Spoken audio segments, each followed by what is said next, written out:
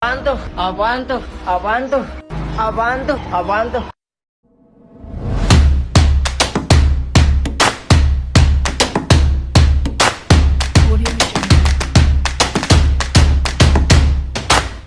Assalamualaikum warahmatullahi wabarakatuh. Perkenalkan, nama saya Ayatullah Gemma Ramadhani dengan NIM 040204222019. Saya dari Prodi Manajemen Dakwah kelas D1.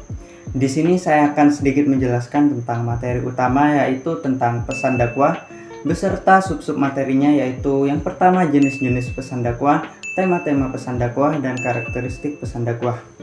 Sebelumnya saya ucapkan selamat datang kepada Bapak dosen pengampu Profesor Dr. Haji Muhammad Ali Aziz, Magister Agama, dan kepada jajaran asisten dosen. Langsung saja pada intinya, pesan secara bahasa adalah message, pemberitahuan atau komunikasi, baik lisan maupun tertulis.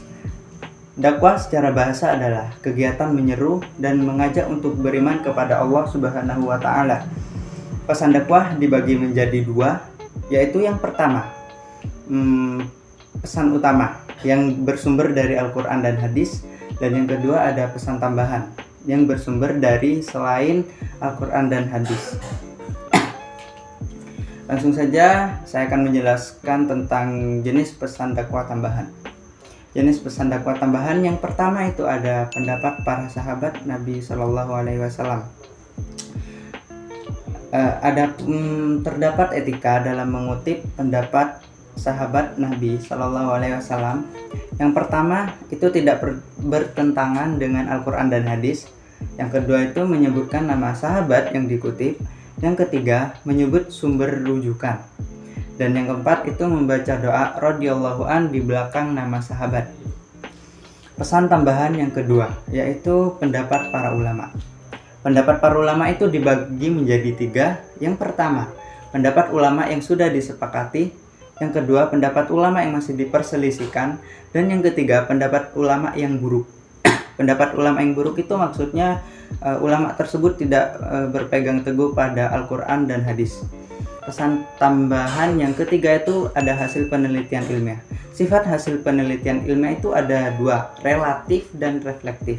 Relatif sendiri itu karena nilai kebenarannya bisa berubah. Sedangkan reflektif karena mencerminkan realitasnya. Pesan tambahan yang keempat itu ada kisah dan pengalaman teladan. Jika dai atau pendakwah ingin menceritakan pengalamannya sendiri kepada mitra dakwah, maka perlu diwaspadai. Keteladanan pribadi bisa menimbulkan prasangka buruk seperti ujub, riya, dan sum'ah.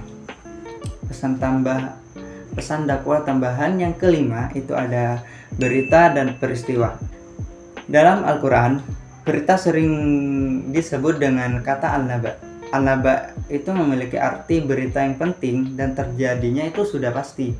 Berbeda dengan al-khabar yang artinya sepele dan memiliki sedikit manfaat.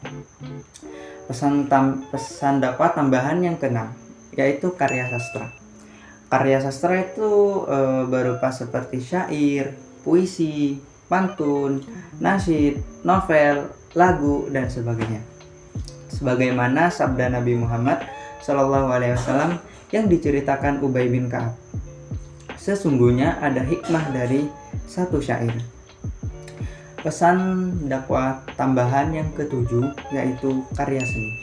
Karya seni adalah sesuatu bentuk komunikasi visual dalam menyebarkan dakwah. Karya seni adalah suara hati. Seperti kata pepatah, sebuah gambar memiliki 1000 kata. Oke, berlanjut ke submateri yang kedua yaitu tema-tema pesan dakwah. Berdasarkan temanya, pesan dakwah tidak berbeda dengan pokok-pokok ajaran Islam. Banyak klasifikasi yang dianjurkan para ulama dalam memetakan Islam. Menurut Endang Saifuddin Ansori, beliau membagi pokok-pokok ajaran Islam sebagai berikut. Yang pertama, akidah. Akidah tersebut itu meliputi 6 keimanan. Yang kedua ada syariah. Syariah yang meliputi tentang ibadah. Artian khasnya kayak ibadah taharah, salat, as-saum, zakat, dan haji. Yang ketiga itu ada akhlak. Akhlak sendiri meliputi tentang akhlak kepada Al-Khaliq dan akhlak kepada makhluk. Oke, berlanjut ke submateri selanjutnya, yaitu tentang karakteristik dakwah. Karakteristik dakwah yang pertama itu mengandung unsur kebenaran. Karakteristik utama dan terpenting dalam pesan dakwah itu adanya kebenaran dalam setiap pesan yang disampaikan. Kebenaran yang dimaksud itu kebenaran yang bersumber dari Allah Subhanahu wa taala. Kebenaran yang bersumber dari Allah itu berwujud dalam bentuk rangkaian ayat-ayat yang terdapat di dalam Al-Qur'an. Untuk itulah seorang pendakwah dalam menyampaikan pesan dakwahnya perlu memiliki sikap hati-hati. Mitra dakwah pun diingatkan oleh Nabi Muhammad SAW agar tidak mudah untuk menerima ajakan pendakwah tanpa memverifikasi kebenarannya terlebih dahulu. Karakteristik dakwah yang kedua itu ada membawa pesan perdamaian. Sejak dahulu para nabi dan rasul pun dalam menyebarkan agama Islam itu dakwahnya selalu berisi tentang nilai-nilai perdamaian. Nah, kita sendiri itu sebagai generasi penerus hendaknya dapat melanjutkan dan menyebarkan nilai-nilai perdamaian seperti apa yang diajarkan oleh Nabi dan Rasul. Yang ketiga, karakteristik pesan dakwah itu ada tidak bertentangan dengan nilai-nilai universal. Pada konteks ini, menurut Komarudin Hidayat, pemahaman terhadap konteks sejarah kehidupan Rasulullah dan upaya penerjemahan Al-Quran ke dalam bahasa non-Arab akan menjadi sangat penting untuk memahami pesan universal Islam. Kan banyak tuh masyarakat yang belum tahu artinya tentang tidak tahu arti bahasa Arab tersebut. Karakteristik dakwah yang keempat itu ada memberi kemudahan bagi mitra dakwah. Kemudahan pada mitra dakwah dalam menerima pesan juga menjadi salah satu karakteristiknya dan juga dianjurkan dalam syariat Islam. Jika dai atau pendakwah ingin menyampaikan pesan dakwah dengan mudah dipahami dan dapat dilaksanakan, maka respon umat dalam menerima ajaran akan lebih bergairah dan termotivasi melakukannya.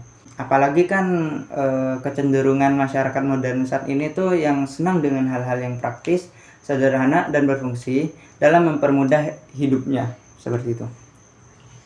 Karakteristik pesan dakwah yang kelima itu adalah mengapresiasi adanya perbedaan. Dalam realitas tidak bisa dibungkiri bahwa Allah Subhanahu wa taala menciptakan semua makhluk hidup itu berbeda-beda.